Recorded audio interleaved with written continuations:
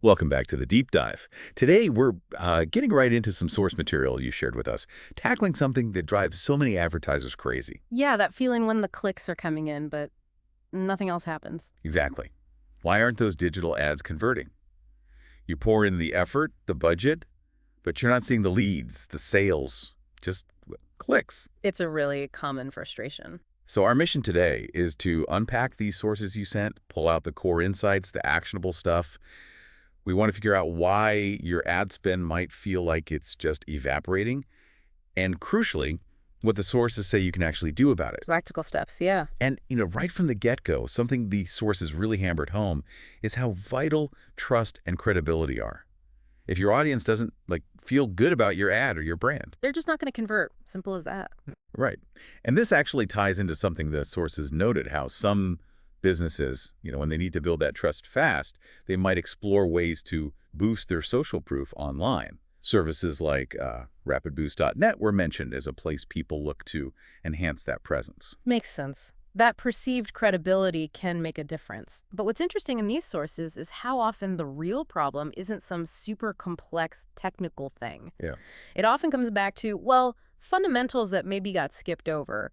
Less about fancy bidding strategies, more about the basic health of your campaign. All right, let's dig in then. The sources seemed pretty unified on the #1 reason ads fail.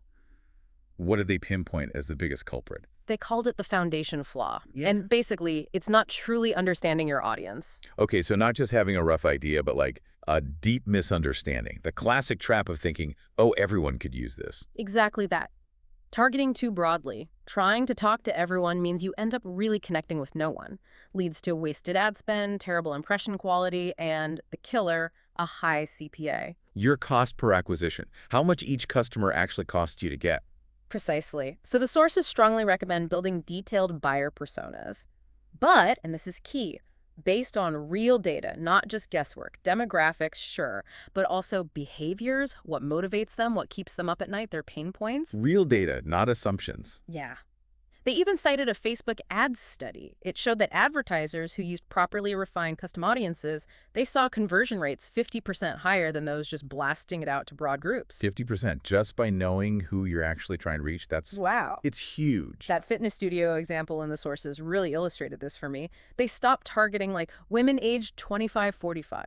Way too broad. Right, and they switched to something super specific. Urban professional women. 28-40, already spending on boutique fitness, but maybe unhappy with the crowded chain gyms. So specific. So The results, dramatic. Click-through rates doubled. Trial signups just soared.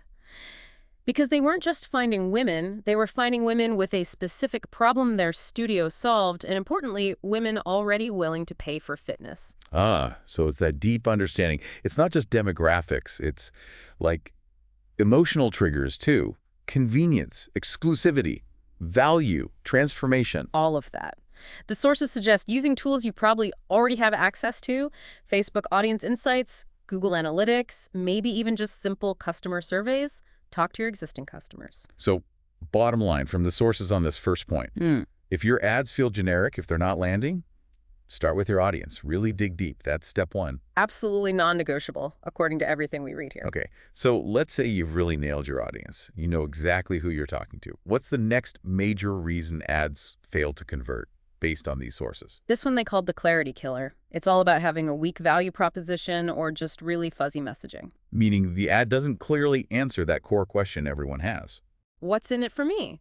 Exactly. The sources were blunt.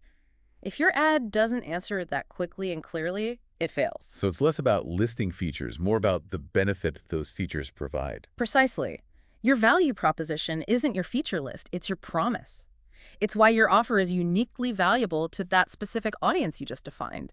Think about Dropbox back in the day. Oh yeah, I remember their early stuff. Their message wasn't technical, right? It wasn't about gigabytes or sync protocols. It was pure benefit.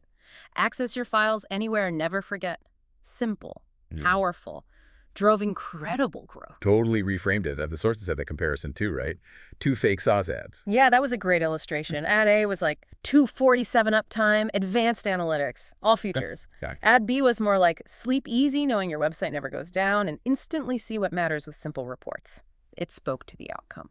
The relief. Ah, the peace of mind, the saved time. That makes sense. Ad B feels much more compelling.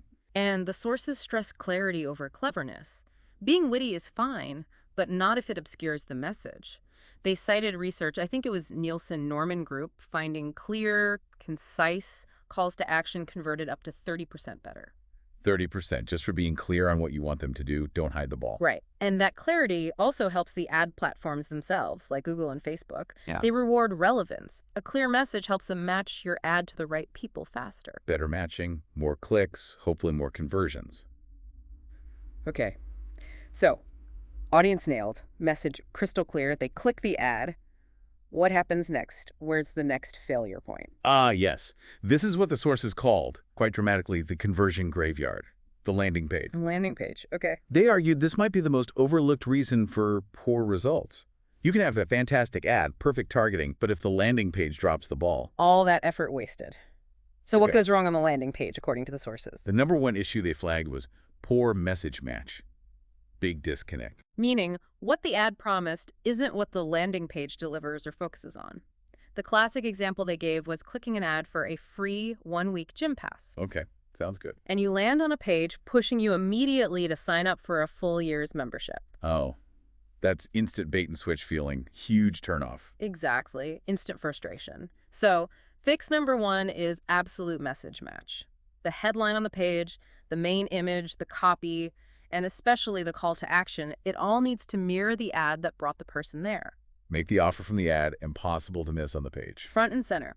Beyond that, the sources talked a lot about friction-free user experience. Slow pages kill conversions. Confusing navigation kills conversions. Asking for too much information kills conversions. Makes sense. People are impatient online. Very. They cited unbounced data. Just cutting down form fields, say from 11 down to 4, could boost conversions by up to 120%. Wow, 120% just by asking for less info. That's huge. It really is. So the must-haves for a good landing page, according to these sources, speed is paramount, load time under, say, 2 or 3 seconds. Okay. Testable with tools like Page Speed Insights. Yep. It has to be mobile optimized. Over half of traffic is mobile now, usually more. Crucial. A single, clear call to action. Don't give people too many choices. And remove distractions like complex website menus or lots of links, pulling them away from the main goal. Keep them focused. And there was one more piece for landing pages. Trust. Yeah. Building trust right there on the page. It's not just about the offer, it's about reassurance. Use reviews, testimonials, maybe an FAQ section, trust badges like security seals. Right, proof that you're legitimate and others have had success. Exactly. They mentioned a Shopify study showing that adding prominent testimonials boosted conversions by 18%. This loops right back to what we said at the start, doesn't it? That credibility piece. Absolutely. It seems like this is another place where establishing trust quickly is key. Resolving doubts. It reinforces that idea from the sources about sometimes needing to enhance that social proof, perhaps using methods or services like the rapidboost.net one mentioned earlier, to build that visible credibility fast, right on the page where the conversion decision happens. Precisely. The ad gets the click, but the landing page often has to earn the conversion by being clear, easy, and trustworthy. Okay, so we've got the audience right, the message is sharp, the landing page is optimized and trustworthy. We're golden, right? Campaign set, let it run. Definitely not, according to these sources. That's the next big mistake they highlighted. Ignoring data. The old set it and forget and trap. Exactly that. Digital advertising is dynamic. The sources stress that frequent optimization, like at least weekly check-ins and tweaks, can lower your cost per acquisition by as much as 30%. 30% savings just by paying attention. So what data should you be looking at? Key metrics are your click-through rate, CTR, your conversion rate itself, obviously, cost per conversion is vital, but also look at landing page behavior, bounce rate, time on page. These tell you what's happening. Okay, so you see the numbers. How do you improve them? What's the method? A/B testing. Yeah. Constantly. The sources brought up companies like Netflix, apparently running thousands of tests, even small changes, a different headline, a new image. Tweaking the button color can sometimes boost conversions by 10, 20, even 50% or more. 50% from a button color. Seems wild, but data's data. And the tools are there. Google Optimize, Facebook's built-in split testing. It's accessible, but don't just look at numbers. Okay. The sources made a great point about qualitative data, too. Ask people why they didn't buy. Use polls, exit surveys. Or use session replay tools like Hotjar was mentioned to actually watch recordings of how users interact with your page. Oh, like seeing where their mouse hovers, where they get stuck. Exactly. You can see the friction points that the quantitative data might not reveal. Incredibly valuable. That makes a ton of sense. Okay, what was the final major piece the sources identify? It's about context. Context is everything, they called it basically. Ignoring the buyer's journey. Ah, so sending the same ad message to someone who's never heard of you as you send to someone who's about to buy. Precisely. A classic mistake. People are at different stages of awareness and readiness. Top of funnel, TFF folks, are just becoming aware of a problem or need. They need education, value. Not a hard sell yet. Right. Middle of funnel, no F. People are exploring solutions, comparing options. They need proof, case studies, maybe webinars. Then bottom of funnel, BOFF, they're ready to decide. They need strong calls to action, offers, guarantees, reasons to choose you now. So you need different messages, different ads for different stages. And the sources advocate using sophisticated retargeting to do this. Segment your audience based on their interactions. Did they just read a blog post? That's likely 2. Did they add to cart but not buy? That's BOAF. And tailor the next ad they see accordingly. Yes. They gave an e-commerce example, showing ads about their ethical manufacturing process first. 2. Then retargeting website visitors with discounts and free shipping offers. BF! That worked. Resulted in a 25% sales lift in 30 days, according to the source. So using tools like the Facebook Pixel or Google Analytics tracking allows you to serve relevant messages at the right time. Don't just blast everyone with the same hard sell. Understand where they are in the journey. Speak to that. Makes perfect sense. Okay, so those are the 5 big pitfalls. Did the sources offer like a step-by-step plan to fix things? They did. It boiled down to a 5-step action plan. 1. Audit your audience understanding. Use real data. 2. Revamp your messaging. Make it benefit-driven and clear. 3. Upgrade your landing pages. Focus on message match, speed, trust. Got it. 4. Analyze your data relentlessly. A/B test everything. And 5. Align your campaigns with the buyer's journey. Use smart retargeting. And the advice was to tackle these systematically. Not try to fix everything at once. Yeah, prioritize. Pick 1 or 2 areas that seem weakest. Make changes, document them, track the results. The sources suggested you should see tangible improvements, more data, more conversions within about 30 days, if you're diligent. That feels achievable. It breaks down a big problem. Yeah, takes it from overwhelming guesswork to a focused process. So wrapping up this deep dive into the sources, the big picture seems to be that fixing low conversions isn't some dark art. It's about getting back to basics, really understanding your audience, having a clear value prop, making the post-click experience seamless and trustworthy, using data smartly, and respecting the customer's journey. Exactly. Conversion rates aren't set in stone, they're improvable.